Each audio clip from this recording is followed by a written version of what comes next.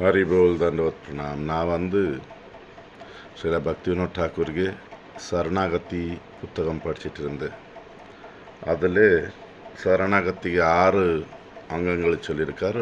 ரெண்டாவது ஆத்ம நிவேதனை பார்த்து இன்றைக்கி 4வது கீர்த்தன் பாட போகிறேன். முதலாவது கீர்த்தனில் பக்திவினோத் டாக்கூர் எப்படி நம்ம பகவான் முன்னாடி நம்ம பகவானுக்கு சரணை எடுக்கிறதுக்கு முன்னாடி என்ன பாவம் பண்ணோம், என்ன தவறு பண்ணோம், அதெல்லாமே மன்னிப்பு கேட்டு இனி முதல்ல நான் இந்த மாதிரிலாம் என்னை எல்லா பௌத்திக ஆசைகளை விட்டு பகவானே நான் அவனுக்கு முழுசாக சரணை எடுத்துகிட்டு இருக்கேன். எல்லா விதமான பௌத்திக ஆசைகளை விட்டு பகவானுக்கு சரணை எடுக்கிறது பகவானுக்கு நித்திய தாசன்னு தாசி ஆகிறதுக்கு. ரெண்டாவது கீர்த்தனில் சொன்னார், சரணாகதி சொன்னால் நான் செய்த பாவங்களுக்கு உனக்கு என்ன தண்டனை கொடுக்கணும் கொடு, எனக்கு இனி பிறவிகள் இருந்தால் கூட நான் அது ஏற்றிக்கொள்ள தயார். பட் ஒரே ஒரு வேண்டுகோள், எனக்கு எந்த பிறவி கிடைச்சா கூட அதில் உன் பக்தர் சங்கம் என் உணர்வு மனசில் எப்போவுமே உன் தாமரை பாதம் இருக்கணும். நான் எல்லா விதமான அகங்காரம் என் தேருமே எல்லாம் விட்டு பகவான் உன் சரணத்தில் வந்திருக்கேன். நேற்று உடம்பு மனசு வீடு எனக்கு என்ன இருக்குது எல்லாம் உனக்கு நான் கொடுத்துட்ருக்கேன் பகவானே. சுகம் துக்கம் எல்லாம் எப்படி இருக்குது அப்படி நான் வாழ்க்கையில் இது திருப்பி சொல்லிட்டு இருக்காரு. எனக்கு அடுத்த பேர் இருந்தால் ஒரு புழு ஆகிறதுக்கு தயார் ஒன்று நினைவு இருக்கணும். பட் நான் பிரம்மா ஆகி உனக்கு மறந்தால் எனக்கு அந்த பிரம்மா பெருவி தேவையில்லை. நீந்தான் எனக்கு அப்பா அம்மா காதலன் மகன் என் முதலாளி என் ஆத்மீக குரு என் கணவன் எல்லாமே நீந்தான் எனக்கு சொன்னால் இதில் ஏதோ ஒரு பாவம் நம்ம எடுக்கணும். இது நேற்று முடிஞ்சது. இனி 4வது கீர்த்தனை. अहम मम शब्द अर्थे जाहा किछु है अर्पिलुन तोमार पदे ओहे दयामय. ओ करुणे उள்ள பகவானே, இனிಗೆ முதல் எனக்கு நானும் எனக்குள்ளது என்ன இருந்ததோ எல்லாம் உன் தாமரை பாதத்தில் அர்ப்பணம் பண்ணிகிட்ருக்கேன். இனி முதல் நான் சொல்லியே கிடையாது, எனக்குள்ளது கிடையாது. அப்படி நான் உன் சரணை எடுத்துட்டு இருக்கேன். आमार आमी तनाथ ना रहीनो आर एखन हैनो आमी केवल तोमार. ஓ பகவானே, நான் எனக்குள்ளது நான் விட்டாச்சு, இப்போ நான் வேறு உனக்கு உள்ளவன். आमी शब्दे देही जीव अहमता छाड़िला त्वदिया अभिमान आजी हृदय पशिला. நான் இன்னைக்கு முதல் நான் சொல்லி ஒரு என்ன எனக்கு அகங்காரம் இருந்து அது தியாகம் பண்ணிட்டு இருக்கேன். இனி என் இதயத்தில் நான் உனக்கு நித்திய தாசன் இல்லை தாசி, இது என் இதயத்தில் முழுசாக நான் கொண்டு வந்திருக்கேன். आमार सर्वस्व देह गेह अनुचर भाई बंधु दारा सुत द्रव्य द्वार घर से सब हैला तवा. आमी हैनु दास तोमार ग्रहेते एबे आमी करी बास.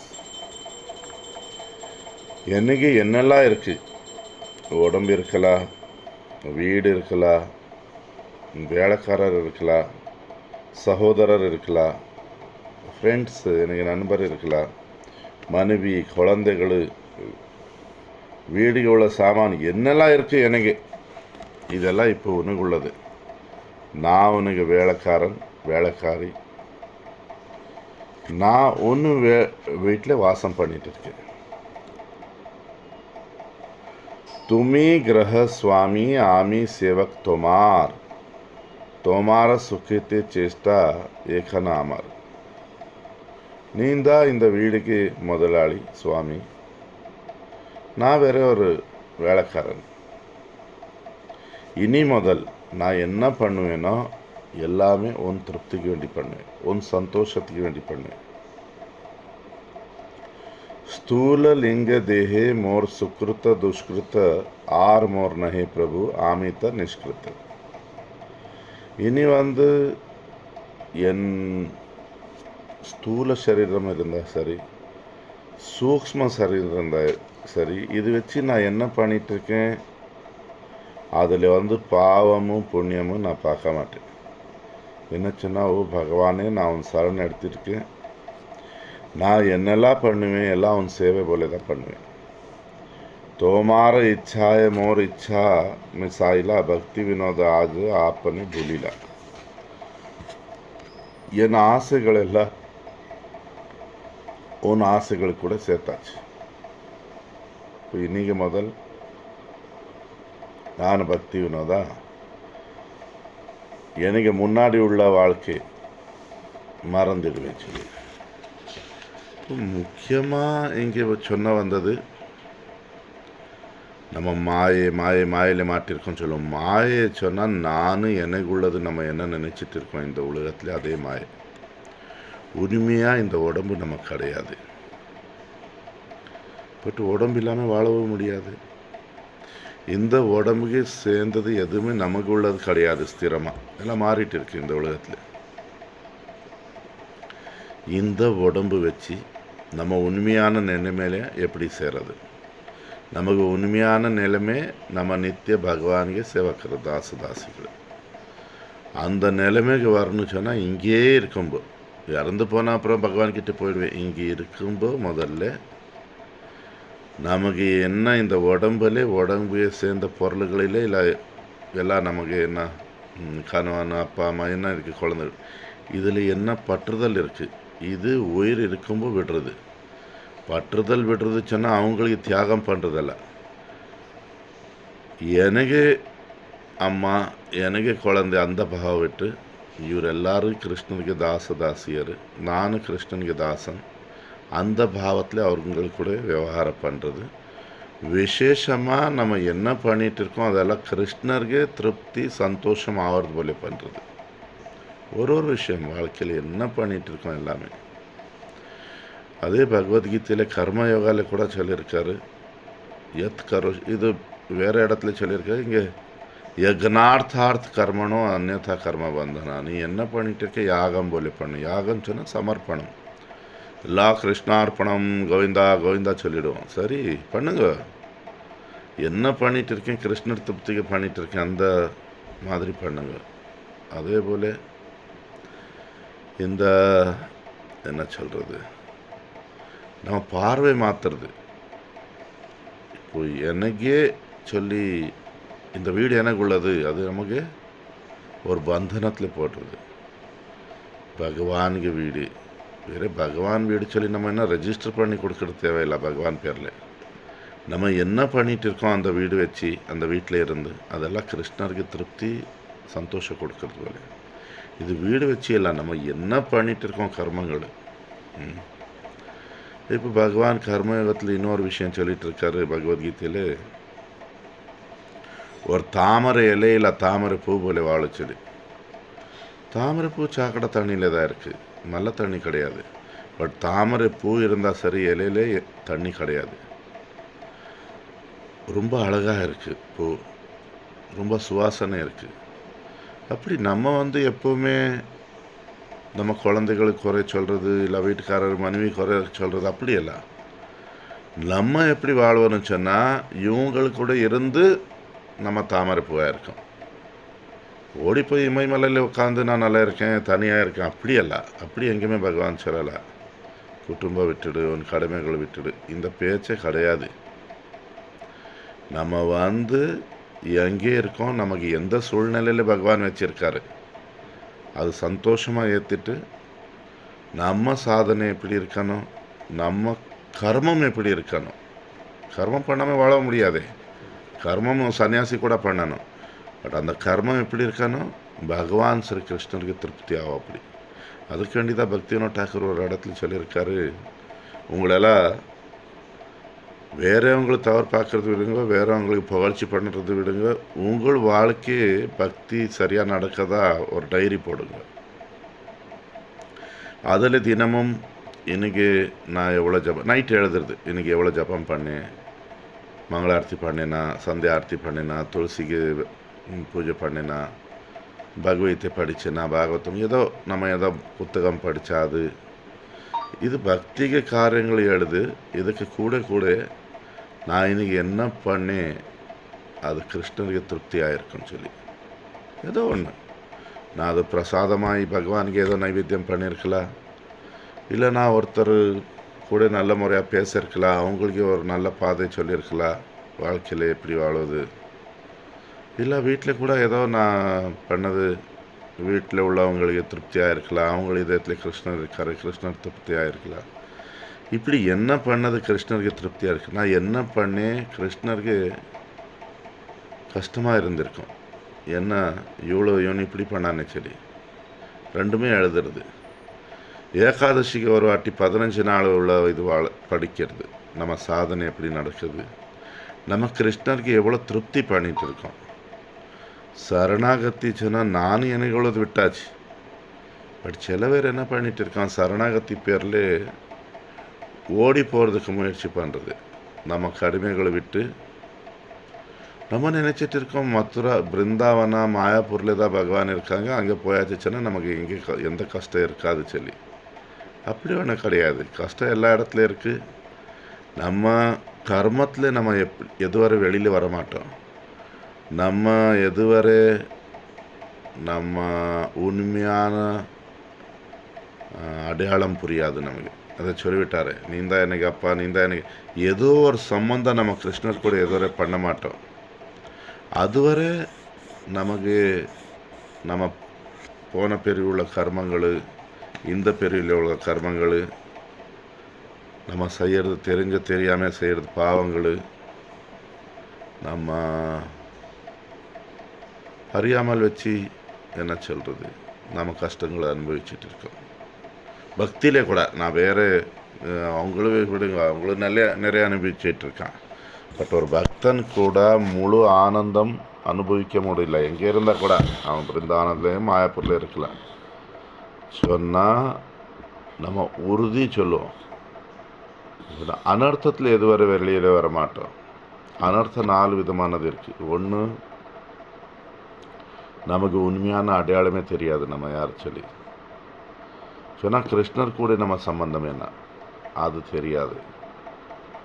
ரெண்டாவது, நமக்கு இங்கே ஆசைகள் இருக்குது பௌத்திக உலகத்தில். மூணாவது, ஜபம் பண்ணிகிட்டு இருக்கோம், அபராதம் இருக்குது, நாம் அபராதம் பண்ணிகிட்ருக்கோம், அப்படி பண்ணிகிட்ருக்கோம் ஜபம். நாலாவது, சில விஷயம் நமக்கு தெரியும், நான் இது தவறு பண்ணிகிட்ருக்கேன், அது விட முடியல. இந்த 4 அனர்த்தம் இருக்கிறது வரை ஒரு ஜீவன் ஆனந்தம் அனுபவிக்க முடியாது, கர்மத்தின் சக்கரத்தில் வெளியில் வர முடியாது. அனர்த்த வாழ்க்கையில் போயாச்சா, உறுதி வந்தது சொன்னால் ஆமாம் பிரபு நமக்கு உறுதி இருக்குது, பக்தியில் உறுதி இருக்குமா பிரபு, நமக்கு எந்த பௌத்திக ஆசை கிடையாது, இது கிடையாது, அது கிடையாது. உறுதிக்கு அடையாளம் 4 நம்ம வாழ்க்கையில் 4 போயிடும் மோசமான பொருள். அதில் முதலாவது பிராரப்த கர்மா. இப்போ நம்ம என்ன அனுபவிச்சுட்டு இருக்கோம், அது சந்தோஷம் துன்பம் எல்லாமே போன பிறவிகளில் செய்த கர்மங்கள். அந்த கர்மங்கள் எல்லாம் சுட்டு போயிடும். ரெண்டாவது, இந்த பிறவியில் கர்மங்கள் பண்ணியிருக்கோம், தவறு பண்ணியிருக்கோம், அதுக்கு கணக்கு வரல, அது சுட்டு போயிடும். பிராரப்த கர்மா பிராரப்த கர்மா, இது ரூப கோஸ்வாமி சொல்லிட்டு இருக்காரு பக்தி ரசாமிருத சிந்துல. மூணாவது, ஒரு பாவத்தின் விதை இருக்குது நம்ம இதயத்தில், தெரிஞ்சு தெரியாமல் நம்ம பாவம் பண்ணிடுவோம், அந்த விதையை சுட்டு போயிடும். நான் பாவம் பண்ணணும்னு நினச்சா கூட என் கையில் பாவம் ஆகாது. நாலாவது, அறியாமல் இருக்குது நமக்கு எல்லாருக்குமே, அந்த அறியாமல் போயிடும். 4 போகும், 4 வரும். ஒன்று, நமக்கு எல்லா ஜீவன் மேலே கருணை வந்துடும். ரெண்டாவது, எந்த ஜீவனுக்கு வேணுமா நம்ம குரு பாதத்தில் பகவான் பாதத்தில் கொண்டு வர முடியும். மூணாவது, எல்லா தெய்வீக குணங்களும் வந்துடும். 4வது எப்போவுமே ஆனந்தத்தில் இருப்போம். இது உறுதி. உறுதி சொன்னால் பக்தி தொடங்கிறது அடையாளம். அனர்த்தம் போகும்போது நம்ம இப்படி ஆயிடுவோம். ஸோ நம்ம கிருஷ்ணர் கூட எப்படி வாழ்வணும்னு சொன்னால் அந்த கிருஷ்ணருக்கு திருப்தி பண்ணுறது போல ஏதோ ஒரு சம்பந்தம் பகவான் கூட. ஒரு பிரஜவாசி எப்படி கிருஷ்ணருக்கு சேவை பண்ணிட்டு இருக்காரு, அப்படி மானசிக சேவை, மனசில் அப்படி சேவை கொண்டு வரணும். வெளியில் நம்ம சாதனை பண்ணணும். சாதனை பண்ணாமல் ஒன்றும் கிடைக்காது. இது ரொம்ப முக்கியம். சில பேர் நினச்சிட்டு இருக்கான் அப்படி பிருந்தாவனம் போனால் எல்லாம் சரியா, ஒன்றுமே கிடையாது. நம்ம கடுமை விட்டு நம்ம எந்த ஆசிரமம் எந்த தாமில் போகிறது ஒரு பாவம், மிகப்பெரிய பாவம். அங்கே போய் எதை தவறு பண்ணியாச்சா அது அபராதம். குரு மகாராஜ் சொல்லுவார், இந்த கடுமையை விட்டு வந்திருக்கோம், இன்னமும் சரியான முறையில் பக்தி பண்ணால் நம்ம அந்த அப்பா அம்மாவுக்கு விட்டு வந்தோம், கணவனுக்கு மனைவிக்கு விட்டு வந்தோம், நம்ம குழந்தைகள், அந்த எல்லா பாவம் நம்ம அவங்களுக்கு எல்லாருக்குமே பகவான் பக்கம் கொண்டு வர முடியும். நேரடியில் நம்ம பக்தி வச்சு நம்ம அவங்களுக்கு நல்லது பண்ண முடியும். பட் நம்ம பிருந்தாவனமோ மாயப்பூரில் போய் அதை தவறு பண்ணால் நமக்கு அந்த பாவத்தின் தண்டனை கிடைக்கும், இந்த அபராதத்தில் உள்ள தண்டனை கிடைக்கும். அதுக்கு வேண்டி தான் மகாபிரபு கிளியராக சொன்னது. ஜெகதானந்த பண்டித் சொல்லி மகாபிரபுக்கு கிளாஸ்மேட், ஸ்கூலில் படிச்சிருக்காங்க சேர்ந்து. மகாபிரபு சந்நியாசம் எடுத்து பூரி போகும்போது இந்த ஜெகதானந்த பண்டித் கூட போயிருக்காரு. ஜெகதானந்த பண்டித் பிருந்தாவனம் பார்த்தது கிடையாது. பிருந்தாவனம் போகணும் ரொம்ப ஆசை இருக்குது. மகாபிரபு தடை பண்ணிட்டு இருக்காரு. ரொம்ப இது பண்ணும்போது ஸ்வரூப தாமோதர சொல்லிட்டு இருக்கான், சனாதன கோஸ்வாமி சொல்லிட்டு இருக்கான். கடைசியாக மகாபிரபு 3 கண்டிஷன் போட்டார். இது நமக்கு எல்லாருக்கும் வேண்டி.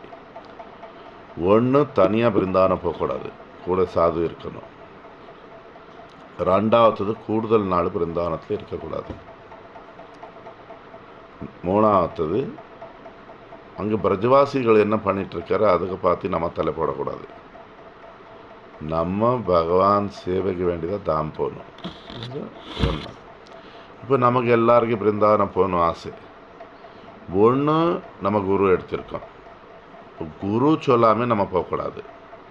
நமக்கு போக ஆசை இருந்தால் நம்ம குருக்கிட்ட கேட்கணும், நான் அங்கே போட்டா சொல்லி. 2வது, போன அப்புறம் திரும்பி வரக்கூடாது.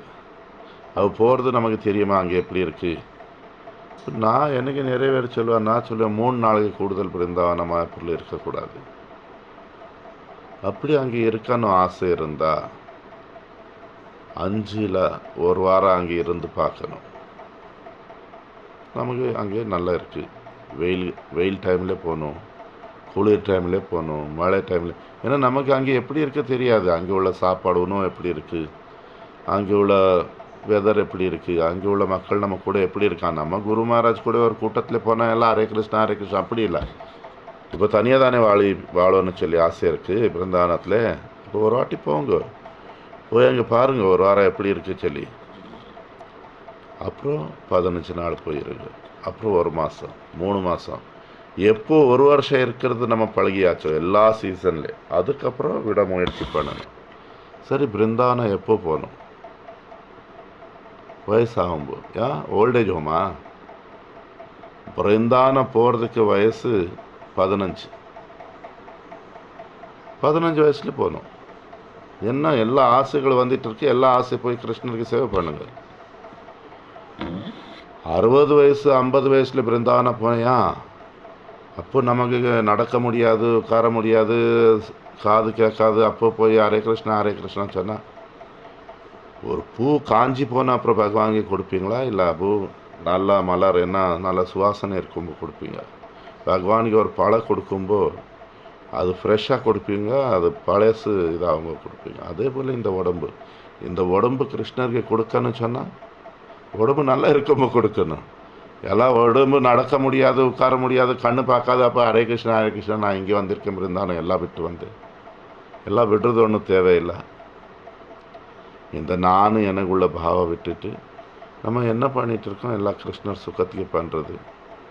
இங்கே பிளானிங் எல்லாம் இது. மகனுக்கு கல்யாணம் அப்புறம் பிருந்தாவனம் போயிடுவேன், நான் ஜாப் ரிட்டையர்மெண்ட்டு வேலை ரிட்டையர்மெண்ட் ஆன அப்புறம் பிருந்தாவனம் போனேன். இதெல்லாம் பக்தி கிடையாது. பக்தி எங்கே இருக்கோ அங்கேயும் தான் கிருஷ்ணர் திருப்தி. பகவான் எப்படி வச்சுருக்காரோ அப்படி நம்ம பகவான் சேவை பண்ணுவோம், அவனுக்கு திருப்தி பண்ணுவோம். இதுதான் சரணாகதிக்கு அடையாளம். ஹரி போல் தண்டோத்.